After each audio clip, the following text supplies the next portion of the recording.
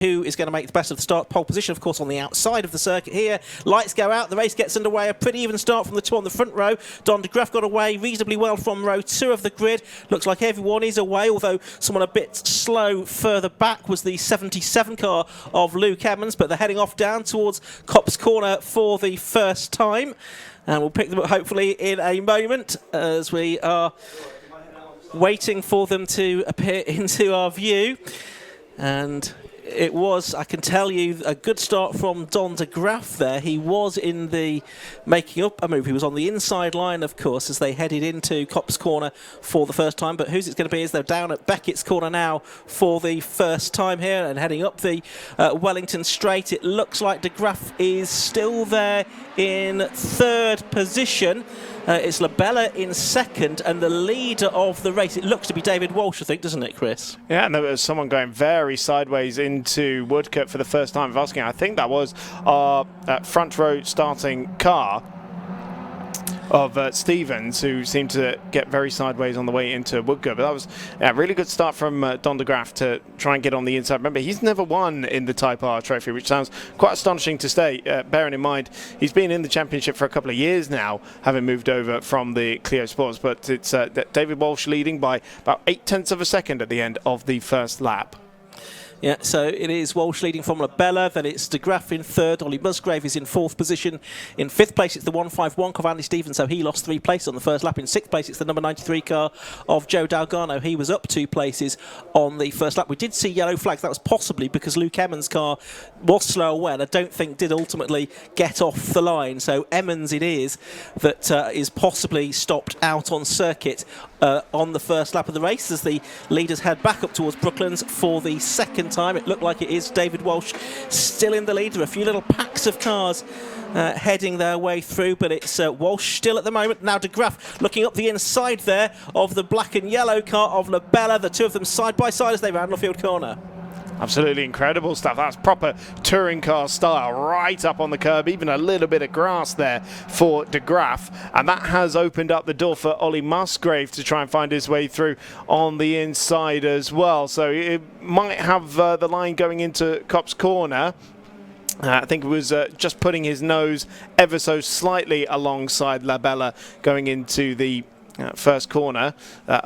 Apologies for the lack of coverage at turn 1 at the moment. I know our team are working to get that camera back in action. Andy Stevens on that lap did the best lap of the race, a 1:08.188 second lap now, so he is fastest man out there. The lap record for this category is, I can tell you, a 1:07.55. Adam Shepherd, one of many Adam Shepherd lap records in the Type R Trophy. Field heading up to Brooklands once again, lap 3. So de Graaf into second, and it is still Musgrave trying to challenge on the inside into Brooklands. Is he going to get that move done? Yes, he just about turns into the front of the nose of Labella's car. Stevens right in this fight as well. So despite a slightly difficult getaway off the line for Andy Stevens, he's still got some raw pace. Somebody was tyre squealing through the last couple of corners there. Over the line they come. That's to complete lap 3. No improvement in terms of lap times overall there. Still the fastest lap of the race to Andy Stevens in the 151 car as he was piling pressure on the 2 cars ahead of him. It is still just the 1 car that we've lost so far in this race. Luke Emmons in the number 77 car, but we've got 21 cars still circulating. The whole field separated by less than 15 seconds at the end of 3 laps of racing. We're probably going to get something like 14 laps out of this, I would think. A 15-minute race for the Tegiwa Type R Trophy, which David Walsh is leading by about 3/4 of a second as they head out of Beckett's Corner and about to head along under the bridge and up towards Brooklands once more. So it's still a super tight pack, especially fighting for second. Walsh is maintaining that gap a little bit up at the front of the field.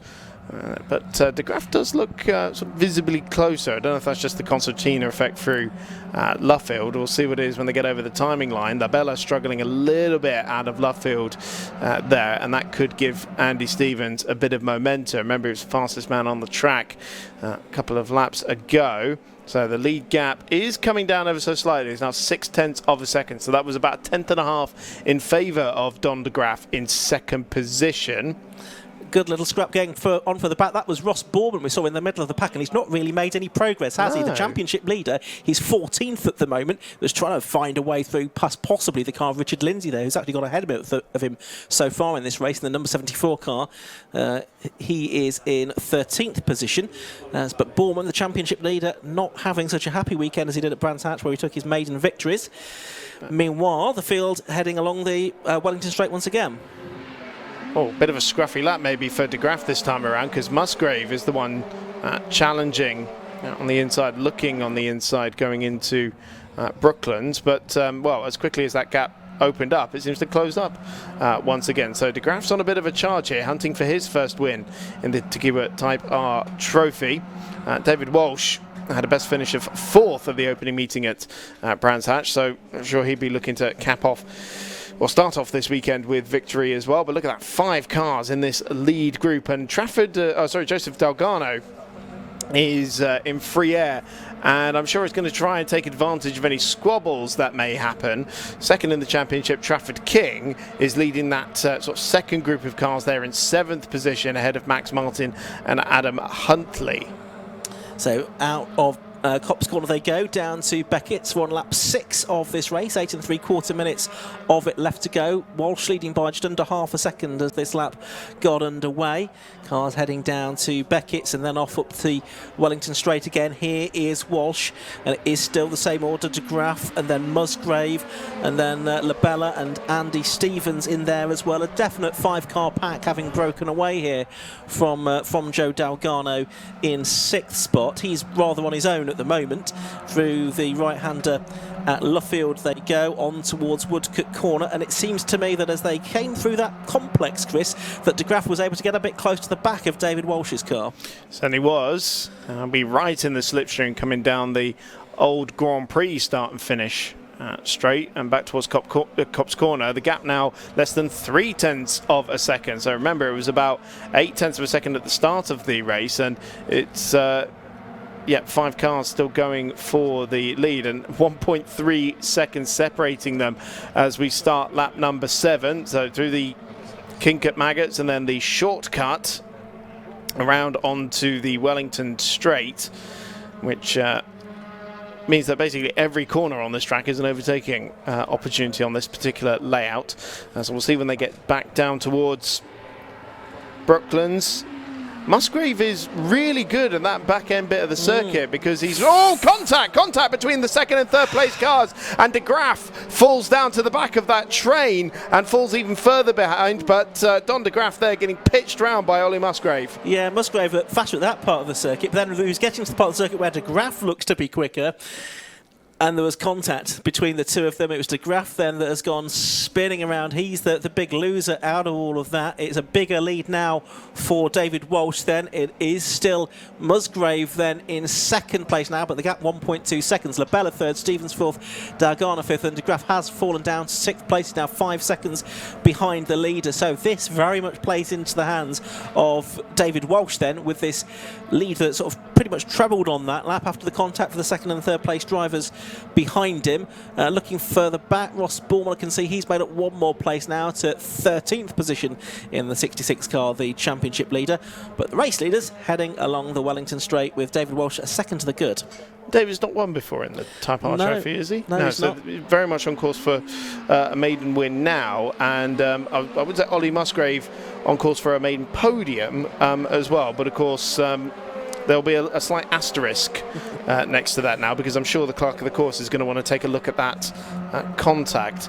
So that, of course, promotes John Labella back up onto the podium as well, currently running in 3rd, but he's still under big pressure from Andy Stevens, and Stevens very nearly took the place at the start of the previous lap, as on the inside the number 97 machine, Jordan Banks, was trying to take a place away, trying to take 10th place away from Kai Lindsay, and did manage to get that move done on the exit of Luffield through Woodcote and then across the start and finish straight.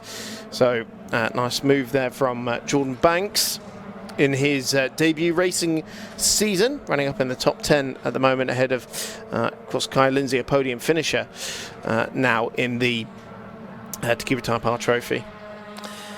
So we've got 5 minutes to go in this race. It's Walsh still leading by more than a second from Ollie Musgrave in second place, the number 19 car, and he's got Labella right behind him. And look, yes. Musgrave is carrying a little bit of damage there as well, so the right side bodywork just hanging off of that Type R, and it's actually currently underneath the car as well, so hoping that doesn't cause him too many issues, but of course that might also attract the attention of race control as well, and it doesn't look like he's got extraordinary pace down the start finish straight, because Labella and Stevens are all over him. Those three cars separated by about 0.4 of a second, so they go over the timing line, but with a little over 4 minutes to go, it's still just Musgrave in second position. Yeah, Labella fighting this way, and that is gone to the right-hand side of the circuit as they get to the left-hand kink at Magus. Then it's the right-hander, almost a hairpin at Beckett's corner, the next corner there. We'll see when they come out of that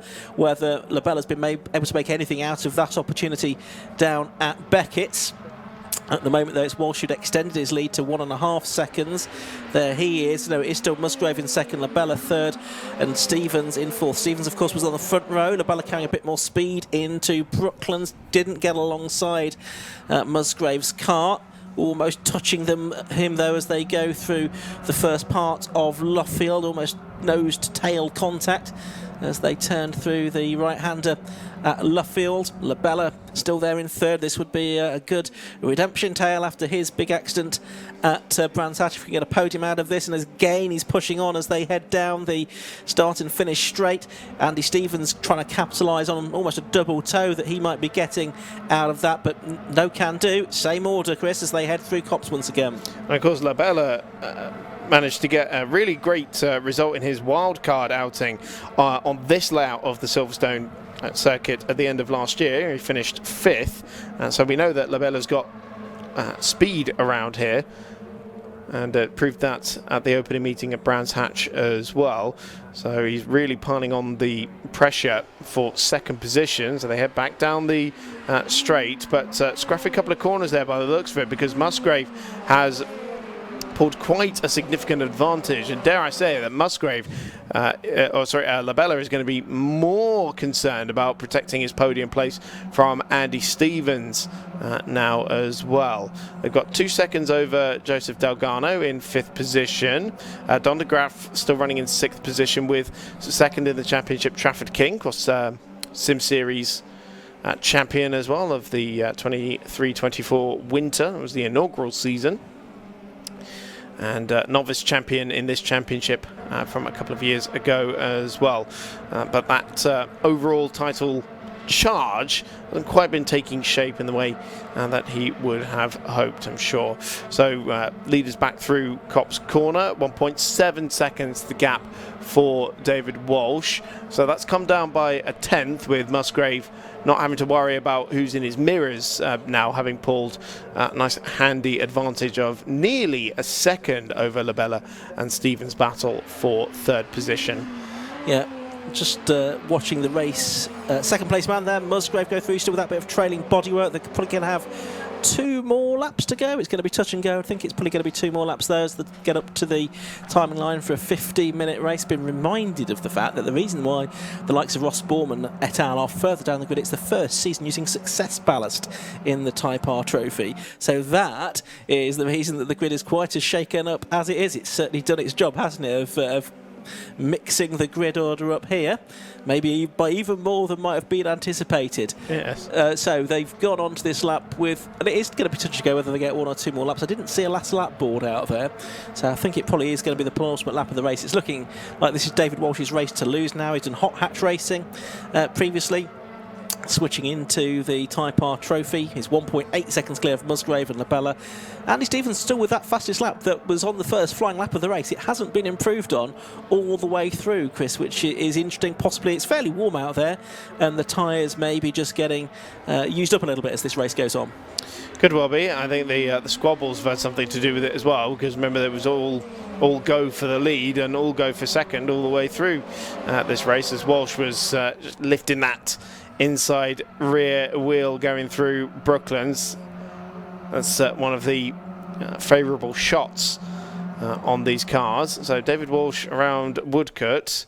And yeah, it is going to be touch and go, but there's I a don't last lap see. board, I think. I was waiting to see if that was going to be a checkered flag being unfurled, but no, across the line to start the final lap of the race now. Musgrave comfortably in second place still, so the question is going to be, can John Labella hang on to his podium place, or is Andy Stevens going to muscle his way through on this last lap? Yeah, that's the main question. It's feeling like it might be reasonably well settled now. They're out of Copse Corner for the final time. The clock's counted down to 0.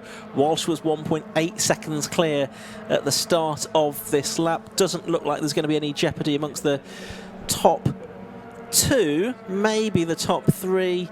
We could have Labella under pressure, but there's the race leader, David Walsh. He's heading down into Brooklands with a fairly comfortable advantage. Nobody else in shot so far ahead, is he? And Labella looked like he had gone missing there, so possibly he's gone off down at Beckett's, just out of view of our cameras for the moment. And it looked like it was Andy Stevens then that's come through in third place. So I think there has been a change for third on the final lap. Up to the checkered flag comes then David Walsh for his first win in the Tegiwa Type R Trophy. David Walsh the winner then. It's going to be Ollie Musgrave second, and Andy Stevens on the last lap gets through to third. Joe Dalgarno fourth, Don de Graffith and John Labella, Chris, did come across the line at least in sixth place. So at least that's one back for Don de Graff, but I wonder if there was contact between Labella and Stevens on that final lap that demoted Labella down 3 spots on that last lap. So we've had a little bit of controversy in this race as well, of course, with the Musgrave and de Graff contact. So those results are provisional. Because I'm sure that Clark of the Course is going to want to take a brief look at the very least at those incidents. Trafford King over the line in 7th position as well, Max Martin, and Adam Huntley with Jordan Banks completing the top 10. Yeah, just the one other non-finisher. We lost Luke Emmons very early on in the race. Andrew Itwin as well. He retired at the end of the 9th lap. Yeah, so Emmons didn't actually do a lap at all. No, so we saw he was slow off the line. So I'd rather suggest there was an ailment on that car from the off. Yeah, I imagine he pulled off just on the grass on the way up towards Copse Corner. We didn't capture that, but I imagine that's where probably he has ended up in all of this. But that's the ballast really doing its job, because championship leader Ross Borman across the line in 12th position and third in the championship as well, Jones in 16th. Really good effort from Trafford King, because he was 7th. He was also carrying ballast, being second in the championship coming into this weekend. So the car's coming on the slowing down lap. I can tell you that the results were 21. David Walsh was the race winner then. Second place was number 19, Ollie Musgrave. In third place was the 151 car of Andy Stevens. Joe Dalgarno in the number 93 car was fourth. Fifth place was the number 15 of Don de Graff. Sixth was number 83, John Labella. Seventh was 42, Jordan King. Eighth, number 62, Max Martin. Ninth, number 16 was the car of Adam Huntley, and rounding out the top 10 was the 97 car of Jordan Banks. You can see that the top 3 have already arrived in pit lane, and they have parked up alongside the 1, 2 and 3 floppy boards down there, and we've got the race winner getting his helmet off down there in pit lane, and he'll be very shortly speaking to Kieran Mogg. Looks like he's posing for a photo there as well. Got to get the gram photo sorted, haven't you? Absolutely. You're very much a fan of that, I know, Chris. And I have my own personal photographer who follows me around these days. Let's head down to Kieran. He's in pit lane, ready to talk to the top 3. Well, what a fantastic race to kick off this weekend here at Silverstone. And we're going to speak to our winner now, David Walsh. Now, David, I'm told this is your first win in the Type Rs. It is indeed, yeah. It is my first win, yeah. It's my first pole and my first win in one go, yeah. Turn up for the books. I'm quite happy with that. 100%, obviously. Starting the weekend off with a very, very strong showing. You had a lot going on in your rearview mirror for the start of the race. Yes. Died off a little bit towards the end. Talk to us about managing that gap. It's just sort of control it, really. I think it was always going to be around here that being first out on the first lap isn't necessarily the best place to be, because everyone's going to get into tow and try and attack you. So I think if you make your peace with that, understand that, and then get people in a position where they potentially can't do it, then yeah, you've got a good idea of, or a good chance of moving forward. 100%. And obviously you've got a couple more races still to come. Yep. How's your mindset going into those? Is that big confidence boost now that you've got that win out the way, going towards them? Not really, to be honest. I don't think you can ever feel like that in a championship like this. It's all so close that anyone could just turn up at any given minute and just go faster than you. So I think you just have to enjoy your win while you've got it, and then yeah, focus for the next one and see where you end up. Absolutely. Well, congratulations on the win, and look forward to seeing you later. Brilliant. Thank you. Cheers, Hopefully, thank you. Yeah, well, absolutely. So we'll speak to our second place man, Oliver Musgrave now. Oliver, unfortunately, we have to talk about that little incident. So tell us what happened from your point of view. He left the gap open on the inside, and there was a lot of space, and I just put it up the inside. He didn't see me, and then he turned. So yeah, we'll see what they say. But from my point, it was a good race. I kept a good pace, kept the lads behind, and gave it a good attack. So yeah, no, I'm pleased. 100%. I mean, you were all at one point, I think, lapping within a tenth or two of each other, and the gaps were also a tenth or two. So it's a very, very competitive weekend as well. So it looks like it's quite difficult out there. Yeah, it's the same as qualifying. I mean, the gap from first, I think that tenth, like 8 tenths. So just getting that one corner right or one corner wrong can mean like first and 10th. So it's such an exciting championship, and it's good. Good. Well, congratulations on the second place, and look forward to seeing you later. All right, thank you. Cheers, thanks. We'll speak to our third place, so Andy Stevens. Now, Andy, talk to us about what happened at the last lap there. At the last lap, I was just following everyone around, and then I think John just outbraked himself. So it went a bit deep, and I was pretty happy with fourth, to be honest, because you get no weight. So I was just sitting there, and then I thought, yeah, let's have a podium. So feel bad for John because he should have had that third place. I made a big mistake on the first lap. Lost it on the race, but can I just say big thanks to Hamertime Motorsport, to Jules, Malcolm, Martin. Like, I wouldn't be here without them. And hello to Mum and Dad and Claude and Mrs. watching at home. Thanks for all the support. So without everyone, I wouldn't be here. So I'm just buzzing to get third place. Good, yeah, obviously a bit of a surprise podium, but yeah, talk to us about what happened throughout the majority of the race, well, because it was a massive pack as well that you were racing within. Very, very tight-knit racing between all of you. Yeah, I mean, it's so close, especially on this track. It's so close to the championship, and after I made a mistake, I think I was down in 5th or 6th, and then I think there was a little bit of a coming together ahead. So I was just slowly creeping back forward, but it's so tight around here. I mean, we must have all been doing the same lap times within a tenth of each other. So yeah, it's good racing though, isn't it? Must be good to watch.